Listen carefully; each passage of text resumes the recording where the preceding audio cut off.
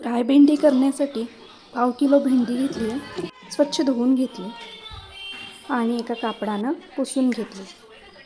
पाठीमागचा पुढचा भाग काढून मधून चीर मारली आणि त्यामध्ये ॲड केले मसाले, हळद, लाल तिखट, चाट मसाला, गरम मसाला,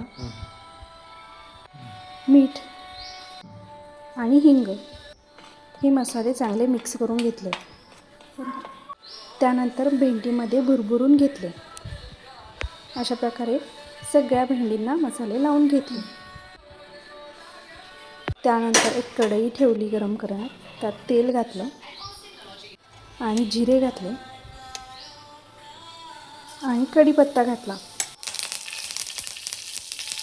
नंतर सगळी भेंडी तेलात चांगली परतून घेतली. मस्त खरपूस परतून घेतली. एक नंबर झाली भेंडी. नक्की ट्राय करून बघा.